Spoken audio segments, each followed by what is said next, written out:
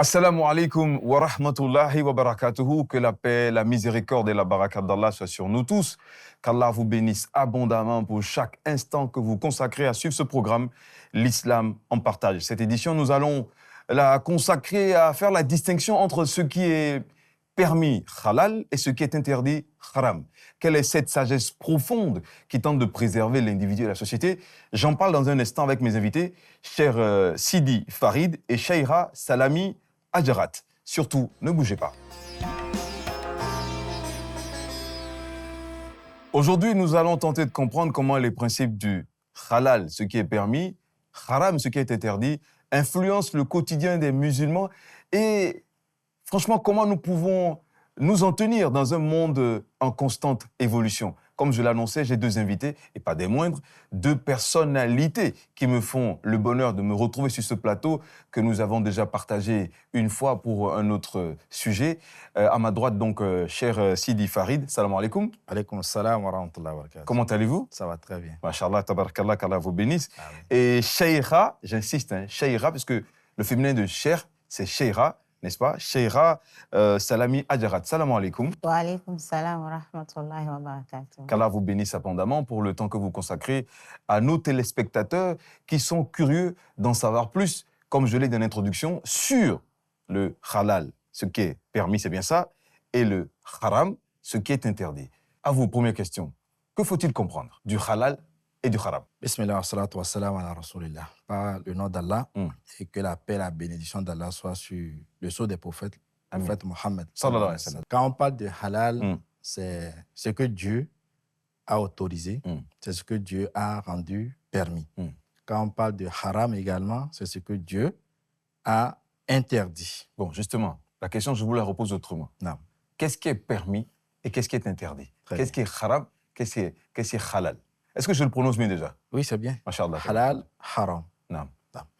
Il faut d'abord rappeler qu'en islam, nous avons des règles juridiques. Nous avons 5 règles juridiques en islam, D'accord. dans la jurisprudence islamique. Mhm. Il y a le premier qui est obligatoire, Obligatoire. Wajib. wajib. Non. Et à son opposé, nous avons ce qui est interdit, haram. Très bien. Nous avons maintenant ce qui est mubah, autorisé, qui peut prendre aussi le sens de halal. Qui est différent de ce qui est obligatoire. Obligatoire, ce n'est pas obligatoire, ce n'est D'accord. pas interdit. D'accord. Et il y a maintenant le 5e qui est makruh, détestable. Détestable. Donc, prendre 2, qui est halal et haram, souvent ça s'adapte dans nos comportements, dans le manger et le boire. Ouais. Et dans le manger et le boire, dans nos comportements, tout est permis, sauf ce que Dieu a énuméré dans le Coran, qui soit interdit. Maintenant, dans le domaine de l'adoration, tout est interdit. C'est-à-dire? C'est-à-dire quoi? Dans l'adoration, tout est interdit, sauf ce que Dieu a précisé dans le Coran. Maintenant, dans les comportements et dans les rapports sociaux, tout est permis, sauf ce que Dieu a énuméré dans le Coran. C'est-à-dire qu'on ne peut pas imaginer une adoration et le faire. On s'en tient à ce que le Coran dit. Maintenant, dans nos comportements, dans nos rapports sociaux, tout est permis, à l'exception de ce que le Coran a précisé comme étant interdit. Mais si le Coran ne l'a pas précisé et que le prophète l'a fait, est-ce que c'est considéré comme un exemple à suivre, même si dans le Coran, ça n'a pas été précisé? C'est une petite question qui vient en tête, là, je suis sûr, de nos téléspectateurs. Oui, oui. Nous savons que la législation islamique est basée sur 2 sources, le Coran et la Sunna. Donc, quand je parle du Coran, il faut sous-entendre la Sunna en même temps. La Sunna qui n'a rien à voir avec les hadiths ou qui est liée aux hadiths? C'est ça les hadiths.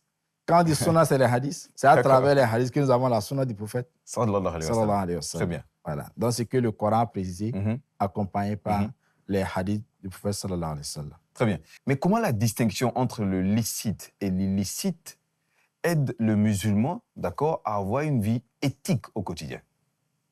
Merci, cher frère. Et déjà, le licite et l'illicite, c'est des principes de vie, comme il a dit.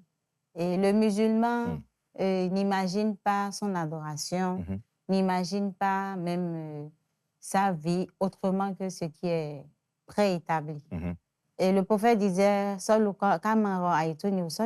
prenez quand vous me voyez prier. Donc, si on prend maintenant la vie du quotidien, le commerce, vous voyez des commerçants quand ils veulent prendre des mesures eux-mêmes, ils veulent la pleine mesure. Mais parfois, de mauvaise foi, quand ils veulent vendre pour maximiser les bénéfices, ils donnent une mesure moindre. Et ça, pour l'éthique islamique, un bon musulman ne peut pas, par exemple, en voulant vendre le mètre, donner le yard. C'est une malédiction. C'est pourquoi Allah subhanahu wa ta'ala a dit « Wailul lil mutaffifin ». C'est une malédiction pour ceux qui diminuent les quantités, que ce soit dans les graines, que ce soit dans les mesures. Donc, l'éthique islamique, c'est un tout. Et dans tout ce qu'on fait, on doit déjà tenir compte de cette réalité. Qu'est-ce que veut ma religion par rapport à ce que je fais? Est-ce qu'elle est acceptée? Est-ce que je ne nuis pas à l'intérêt de l'autre? Est-ce que mon comportement ne nuit pas à l'intérêt de mon voisin? Est-ce que je ne nuis pas à celui qui cohabite avec moi? Donc, normalement, si on tient à ça, c'est la belle vie qui serait là. Masha'Allah, tabarakallah. Est-ce que ces éléments évoqués par notre sœur suffisent pour expliquer, même à des non-musulmans, ces principes que sont ceux du halal et du haram à des non-musulmans? Bon, il faut ajouter. Voilà, dites-nous. Puisque quand on parle des rapports sociaux, ça prend beaucoup de choses en considération. Elle a pris l'exemple du commerce. Nous avons par exemple le mariage. Quand tu es marié, il y a des personnes qui ont été énumérées qu'il faut marier. Vous voyez un peu? Dans le Coran, liste du début jusqu'à la fin des personnes licites, hommes comme femmes, que tu peux prendre en mariage en tant que musulman. Au niveau du manger également, l'islam a rendu tout, a autorisé tout, à l'exception de ce qui a été cité dans le Coran. Dans la sourate Maïda, par exemple, le Coran dit quoi? Hurrimat alaykumul maytatu. Le Coran vous interdit de prendre ce qui est l'animal déjà mort, ou damu, et le sang. Nous avons un aliment qu'on appelle pété. Et on a le sang de l'animal, on a la chair de l'animal, on a les boyaux, les pâtés consommés. Ça ne suffit pas. Il faut consommer le sang. également le sang. Tout ça, c'est nuisible à la santé. C'est nuisible à la santé. Et l'islam dit quoi? Wala tulku bi aidikum ila tahluka. Ne vous conduisez pas vers ce qui va vous nuire. Qui que vous soyez. Qui que vous soyez. C'est ça. C'est général. Musulman ou non musulman. Musulman ou non musulman. Non. Celui qui a fabriqué la cigarette, il a bien écrit dessus. Fumez-tu. Fumez-tu ou bien nuit gravement à la santé. L'alcool, c'est écrit dessus. Et d'attôt, ils disent quoi? Quantité inférieure, tout ça là. L'islam dit quoi? Tout ce qui saoule là, que ce soit quantité supérieure ou inférieure, il faut s'en débarrasser. Il faut éviter. Tout ce qui est fermenté, il faut éviter. On découle le bain collé le odeur. C'est odeur. Non. Tout ce qui nuit, même si c'est une petite quantité, alors la grande quantité aussi nuit. Masha'Allah, c'est ça. Walahmul khinzir. Vous voyez la liste? Et la viande du porc. Walahmul khinzir. Wama uhilla li ghayrillah. Et ce qui a été, comment dit-on, égorgé pour autre chose qu'Allah subhanahu wa ta'ala. Donc quand on immole pour des idoles ou pour quelque chose donné, rien que pour ça, sans associer l'intention pour Dieu, on s'épargne de ça, on ne mange pas. Voilà, autant de choses. La bête, par exemple, qui est tombée, qui a fait une chute là, qui est tombée, qui est morte, on n'a pas eu le temps de l'immoler avant qu'elle ne s'éteigne. On ne consomme pas cela. Même si c'est la bête de Tabaski que vous amenez, que dans la nuit, la veille de Tabaski, au lendemain, vous vous réveillez, vous voyez que la bête est déjà. Vous achetez une autre bête ou carrément, vous êtes abstenu voilà, qu'Allah vous récompense pour ces éléments d'appréciation. Mais dites-moi, est-ce qu'il y a quand même des exceptions dans ces règles qui régissent les principes du haram et du haram? Il n'y a pas de règles sans exception. L'islam aussi prend cela en compte. Lesquelles alors? Dans les interdits au niveau des aliments, il y a également des exceptions. Et la seule exception que l'islam a évoquée, c'est la nécessité. C'est la contrainte. Et il y a une règle de la jurisprudence islamique qui dit quoi? Al-darurat tubihu al-mahzurat. Que les contraintes, c'est-à-dire la nécessité met de côté les interdictions. C'est-à-dire quoi? En cas d'obligation, en cas de contrainte, on peut être appelé à consommer ce qui a été c'est-à-dire auparavant interdit. Vous voyez? Et c'est ça que l'islam nous dit quoi? Illa man utirra. Sauf celui qui a été obligé, c'est-à-dire celui qui a été contraint. Comme par exemple, on a parlé de la bête, des morte. Si on est dans une situation où il n'y a pas de manger, il n'y a que ça. C'est ça. Et on tient à sa vie. C'est L'islam met la vie de la personne en priorité. En priorité au premier plan. Donc, vous êtes obligé d'en consommer. C'est ça. Mais pas au-delà, juste pour le besoin. Dans le contexte de la survenance de la situation. Voilà. C'est ça. Voilà. Ah, c'est bien précis. Et ce n'est pas une obligation aussi d'en consommer. Non. On vous permet de consommer juste pour préserver votre vie. C'est ça. J'aimerais demander à Cheikha, est-ce que ces règles sont les mêmes pour tous les musulmans? Oui, normalement, les règles sont générales pour tous les musulmans.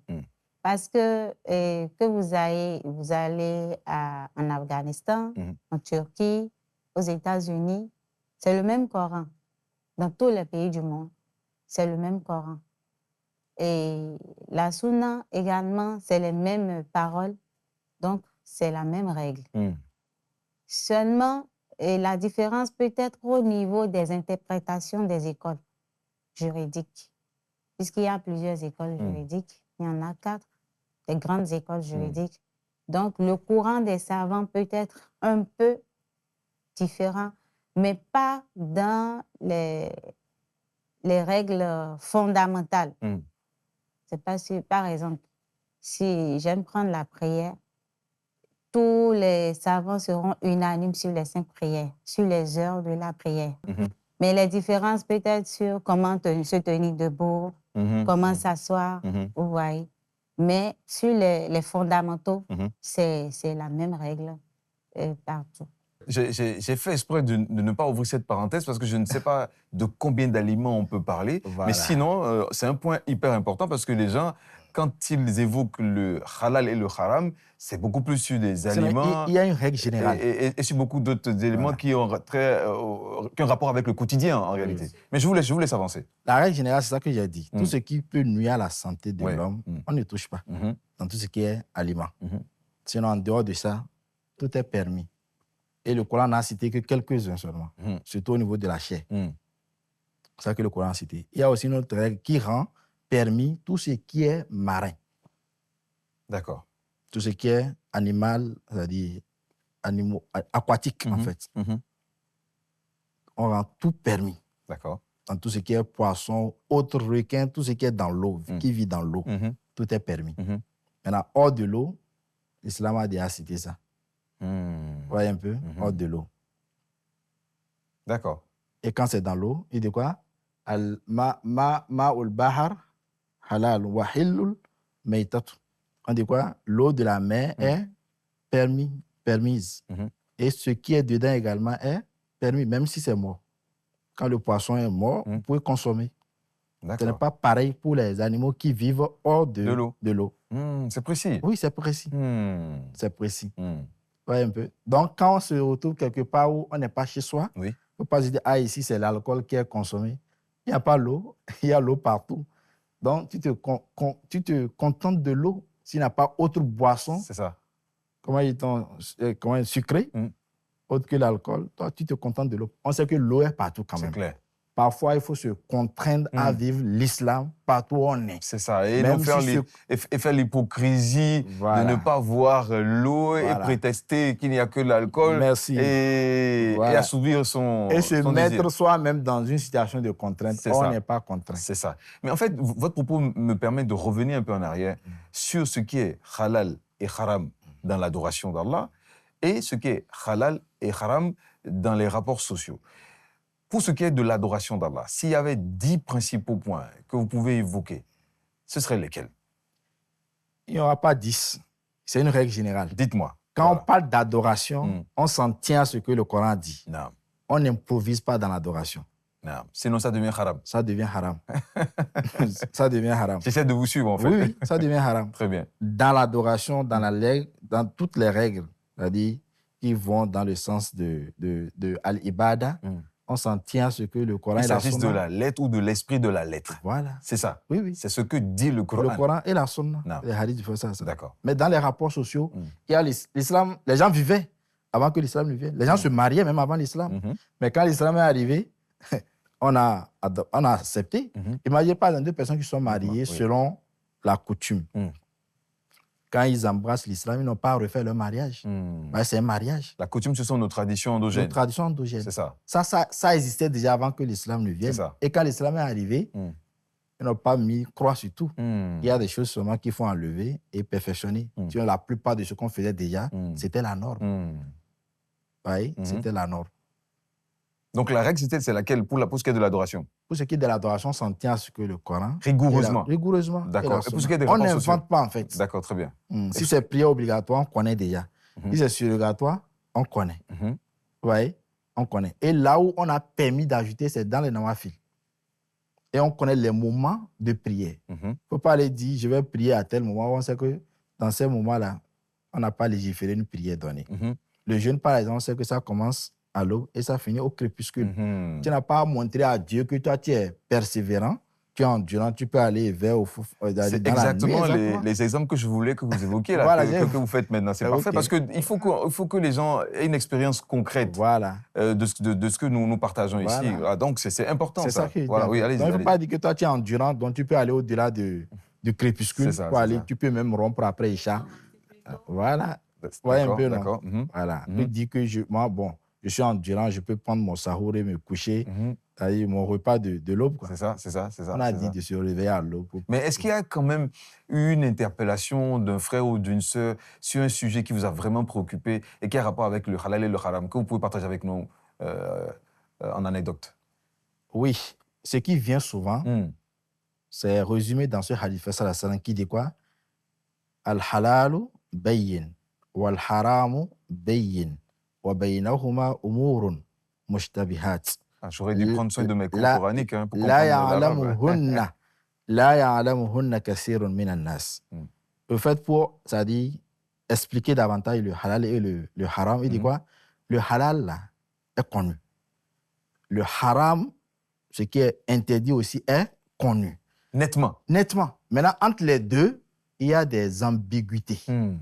Il y a des sujets, c'est-à-dire, douteux quoi. C'est ça? C'est sur ça que beaucoup de personnes se trompent.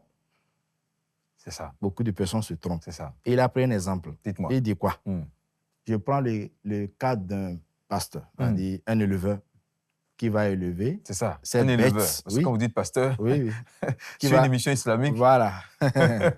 Un éleveur qui va élever ses bêtes à côté d'un domaine privé, par exemple, où il sait que si jamais... Ce qui se passe souvent dans la transhumance entre les éleveurs, entre les cultivateurs.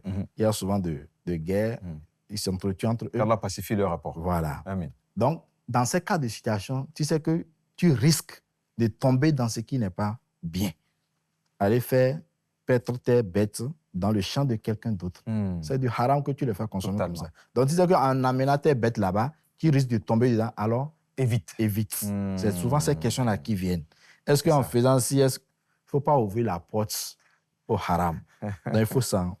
Déjà, quand tu sais qu'en emboîtant ce chemin, tu vas finir par tomber dedans, alors n'emboîte pas. Est-ce que si je vais en boîte de nuit, c'est haram? C'est pour faire quoi? Voilà.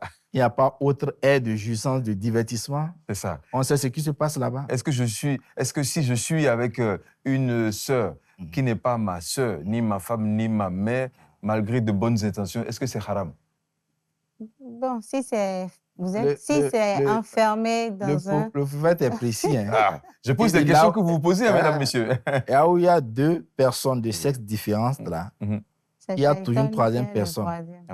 C'est Shaitan.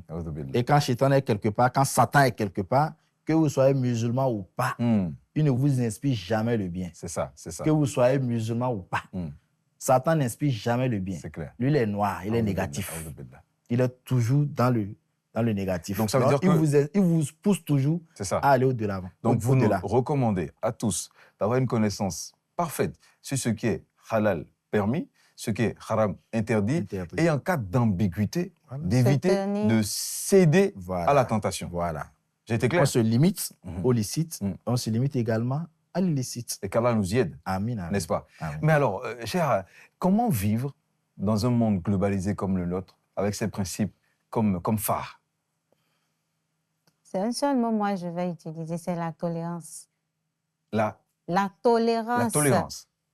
Qu'est-ce que je veux dire par là? Oui. Si, par exemple, c'est dans un pays musulman, il faudrait qu'ils acceptent les non-musulmans. Ah.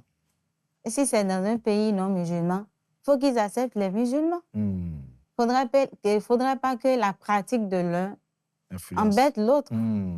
Puisque chacun est dans sa logique. Il fait ce qui lui semble bien. Il faut juste l'accepter. Donc, si tout le monde est tolérant envers son second, il n'y aura pas de problème. Tolérance qui a des mérites auprès d'Allah, subhanahu wa ta'ala, n'est-ce pas? Oui. Quels sont les mérites pour un musulman, les bénédictions pour un musulman qui respecte ce qui est permis et qui évite ce qui est interdit? Il aura la grâce d'Allah. Il sera accepté. Son islam doit être accepté. Puis c'est ça même, le vif du sujet. Celui qui s'en tient à ce que Dieu a préétabli. Quand le hadith finissait, il dit quoi? Inna himallah maharimu. Le domaine privé de Dieu, c'est ce qu'il a interdit, c'est ses interdictions. C'est ça le domaine privé de Dieu. Et celui qui respecte le domaine privé de Dieu, istabra'a li dinihi wa irdihi. Il a préservé sa dignité, son honneur et sa religion. Masha'Allah. Masha'Allah. Ouais. Et quiconque préserve son honneur, sa dignité, sa religion, qu'est-ce qu'il va l'attendre? C'est la grâce de Dieu, le bonheur. C'est ça. Voilà. Il a réussi les amens en fait, ici-bas. Très bien. Est-ce que c'est halal ou haram que de suivre l'émission L'Islam en partage? C'est halal. C'est halal, 100%. C'est halal, bien sûr. C'est halal. Donc, ne boudez pas votre plaisir de nous retrouver chaque fois que nous sommes en diffusion sur les antennes de la RCRTV. Nous sommes dans un monde de tentation et parfois énorme.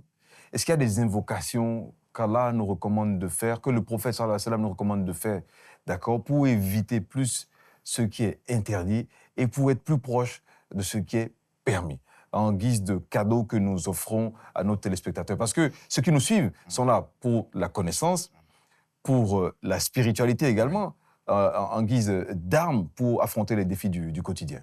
Cher. Bon, il y a pas mal d'invocations. Ce que moi, je recommande à tous les téléspectateurs. Non. Il y a ce qu'on appelle les invocations du matin et du soir. Non. Que les savants essayent de mettre dans en compilation dans un livret. Non. Je veux parler de Masourat. Très bien. Masourat, ça résume les invocations du matin et du soir. Non. Et les savants disent quoi? Ce n'est pas forcé de faire du début jusqu'à la fin. Quand tu réussis à faire quelques-uns, ou bien même un seul, tu as fait invocation du matin. Quand tu réussis à faire un seul, tu as fait invocation du soir. Ça, c'est Masourat. Ah bon? Oui, oui. D'accord. Et ça ne dépasse même pas 10 pages. Et ça ne vous prend pas au-delà de 10 minutes. C'est ça. Et ce n'est pas forcé de le faire en position assise. C'est ça. On peut le faire au bureau, on peut le faire dans la voiture, on peut le faire en marchant, on peut le faire lorsqu'on fait notre footing, notre marche de 30 minutes par jour. À n'importe quel moment. De la distance de la maison à la mosquée, on peut entendre de le faire. Et tout ça est halal. Ça, c'est l'adoration. C'est halal. Et vous, quelle est votre invocation préférée, Chera? Bon, moi, je vais dire une invocation dont le prophète a dit sallallahu alayhi wa sallam, qu'il s'étonnerait du musulman qui ne récite pas cette invocation. Laquelle? Il dit Rabbana a'inna ala zikrika wa shukrika wa husni ibadatika. C'est en fait une invocation pour demander à Allah subhanahu wa ta'ala de nous aider à mieux l'adorer. C'est ça, déjà nous faciliter son souvenir, n'est-ce pas? Allahumma a'ini ala dhikraka wa shukraka wa husni ibadatika. C'est bien ça? Oui, c'est bien dit? C'est bien. Bon, voilà. Ça va parler des invocations après la prière. Je vais la répéter très très souvent et faites de même à la maison. Cher Chera, merci infiniment d'être venu jusqu'ici. Encore une fois, avec beaucoup de plaisir, nous instruire sur le sujet cette fois-ci de ce qui est permis, halal, pas de confusion, Oui. et de ce qui est interdit, haram. Qu'Allah vous récompense abondamment pour le Amen. temps consacré. Amen. J'espère que le plaisir était des vôtres pendant cette émission. N'oubliez pas qu'il faut plus être accroché à ce qui est permis et plus être éloigné de ce qui est interdit pour éviter toute ambiguïté dans l'approche que vous avez sur la question. Qu'Allah nous bénisse, nous facilite les prochaines retrouvailles. Assalamu alaikum wa rahmatullahi wa barakatuhu.